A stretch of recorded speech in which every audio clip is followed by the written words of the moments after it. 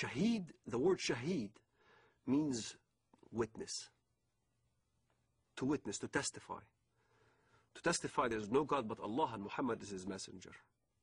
And you die as a shaheed for that cause. You're a witness. You're considered a witness, a martyr. And a martyr becomes glorified. Your family will glorify you after you die. To a Muslim fundamentalist living in the Middle East, I had to be initiated. I had to basically either kill my first Jew or destroy my first Zionist infrastructure. I had to prove, beyond shadow of a doubt, that I was worthy. And there are ample amount of students, teenagers, men, who are willing to die as suicide martyrs, willing to put explosives. The martyr application is filled. There are many applicants. There's not enough bombs to fulfill the applicants. And to get on one of those missions, indeed you must have been chosen. You must have been really good. You must have been violent enough. You must have been going out on every demonstration in the streets of Jerusalem or Bethlehem or our village. You must have shown yourself worthy of a greater operation. So when I explain what I've done and people have seen me in the community and I was worthy, I ended up in prison, I was of course recruited. And I remember Mr. Mahmoud al-Mughrabi. He was proud to have planted 15 bombs and killed many Israelis. And he was being bailed out by a Jewish Israeli lawyer. He was back right in the street. So you find your bomb maker and you apply. You say, look, I want to join. I want to do my first martyr operation, planning a bomb or whatever. And you need connection. So I found my connection. I rendezvoused with this guy in Jerusalem, in Shara' Bab al-Wad. And he built this explosive charge with a timer and a loaf of bread. And I had to smuggle it from the Temple Mount under the auspices of Al-Waqf department. Al-Waqf police is the Islamic police appointed by the government to watch over the holy sites. Them knowingly that I had explosive charges smuggled me so I can escape from the checkpoints. And there, I carried my explosive charge from Jerusalem to Bank Laum Israel in Bethlehem. I was supposed to put the explosive charge at 6 p.m. exactly. I was supposed to have this explosive charge in my hands at 6 p.m. exactly. 5 to 6, I saw some Arab children running around, and I didn't want to kill any Arabs. So I decided to place the explosive charge on the roof. I tossed it on the roof. At 6 p.m. it went off, and there was this big explosion. I looked behind me, I see this thick black smoke coming out of the building. And I started running. That's the moment I first got a glimpse of the reality of killing. I thought people have died. And I remember I didn't sleep for 3 days, constantly worried that I've killed somebody. Even terrorists have a reality check that you kill or you're about to die. You can sense it. This is why in Israel, the nature of finding out a terrorist suicide bomber is to look at their eyes. They'll have these glossy eyes. They're sweating profusely. They're not paying attention because in their mind they're about to go. And you weigh the reality of what now you're going to die. And many times I've been in this situation where I had thought that I was going to get killed, shooting back and forth as we stoned at the Israelis and they shoot back at us and things like that. I was face to face with death. When you think in your mind you're going to die, you struggle between the requirements of your Islamic upbringing and between the reality that you value your life. And at some point, one has to outweigh the other. And for a Muslim fundamentalist, we always chose death.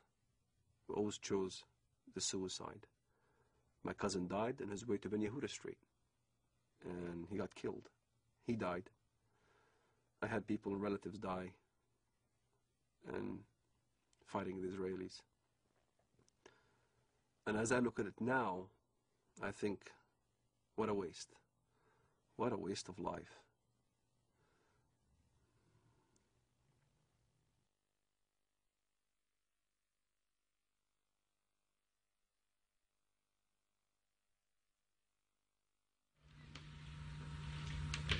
Okay, and then we say goodbye and shake hands. Okay? Are you ready, John? Okay, I'm running. I'm running too. So in other words, you want to change. In other words, who gives you the right to change or topple a government in another country? It shouldn't be us that puts together the new government. It should be the people of Afghanistan, inside Afghanistan and those that have had to flee from Afghanistan. And I think that's the right way to do it. Now, can I say I've enjoyed very much doing this interview with you, and I think that whatever differences there are between us, it's important we carry on with this dialogue. Maybe one of the problems that arises out of all this is there's been insufficient dialogue between the Arab world and the West, between Islam and between people of other faiths. And I hope that we can establish a proper dialogue, and maybe that would be some good that could emerge out of the terrible events of the 11th of September. Some personal question, Mr. Blair, at the end. I know you have so many meetings and people are waiting outside. I've read, I think, in the Times that you read about Islam. What do you know about Islam? Well, I do not in any shape or form pretend to be an expert, but I do read the message. What do you read? What interests you? I read the message of the Korán insofar as it can be translated, and I read about Islam, and I enjoy doing that. And I think there's, I've learned things about the Korán that I never knew before, and I think a lot of Christians would be interested. That's one of the reasons I say to you, it would be good if out of this we had some more dialogue and some more faith. And the reason I have to leave you now is because I'm going to meet some religious leaders, both Muslim and Christian and Jewish, upstairs in order to discuss with them how we can bring the faiths closer together. So, shukran lal jazeera. Shukran, Mr. Blair. What did you say in Arabic? Shukran lal jazeera. Shukran jazeera. Thank you very much. Islam understands its earthly mission to be to extend the law of Allah over the world by force. Now, this is distinct from extending the religion by force. Muslims often indignantly deny that Islam was spread by the sword, as the old expression goes, and that anybody is ever forced to convert to Islam. Now, of course, forced conversions are a constant hallmark of Islamic history, but they are technically forbidden by Islamic law. Now, the idea in Islam is that Muslims must wage war to establish the hegemony of Islamic law. Not everybody will be forced to become Muslim, but the non-Muslims will be relegated to second-class status. They will not be able to live in the society as equals to the Muslims. And it is the responsibility of Muslims around the world to fight to institute that kind of society. While we were in the mosque, the Prophet came out and said, "Let us go to the Jews." We went out till we reached Bait al-Madras. He said to them, "If you embrace Islam, you will be safe.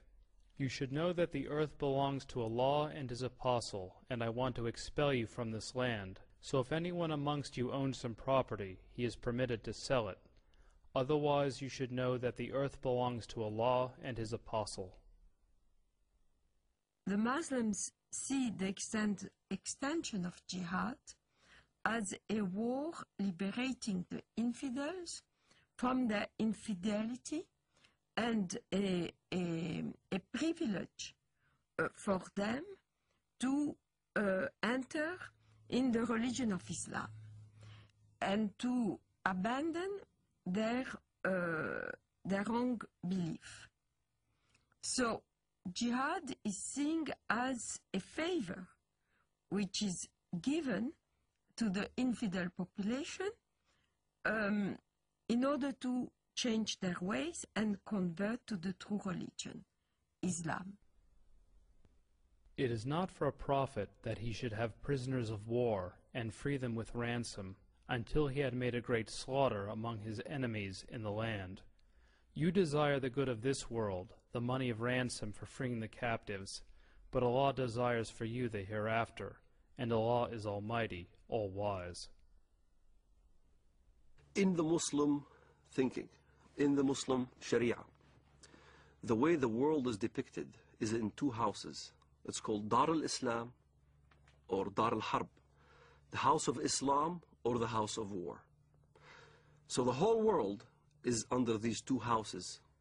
If you're not a Muslim, you're under the house of war. Yet in the West, the apologists, Islamic apologists would say, no, that's not accurate. It is the house of peace and the house of Islam. And in fact, that's not accurate. If you look at the hadith and if you look at what comes from the highest jurisprudence in the Middle East, that's what is being taught.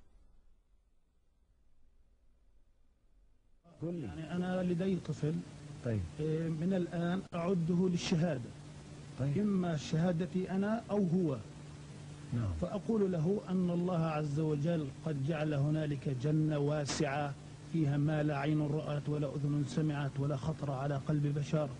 وهو بيسألني يعني إذا أنا عملت عملية وفجرت نفسي هل إلي يعني ربنا عز وجل بيعطيني اللي بدي إياه، بيعطيني سيارات، بيعطيني بارودة أطخ فيها، بيعطيني ألعاب. قلت له كل ما تطلب. وهل هذا حصل؟ شيء تطلب وهذا فعلا حصل. وهل حصل بينك وبين ابنك يعني؟ هذا فعلا حصل. نعرف حقيقة لو نمسك الميكروفون مع بعض ودنا نعرف ما هي الإجابة الصحيحة لهذا الطفل عندما يسأل أين أبي أو أين أمي وقد قام كلاهما أو أحدهما في عملية استشهادية. والله الإجابة باختصار لما استشهد سعيد ما حكينا إن هذا شهيد. نعم. ولا تحسبن الذين قتلوا في سبيل الله أمواتا بل أحياء عند ربهم يرزقون. نعم. وسكتنا الأولاد ولما أجت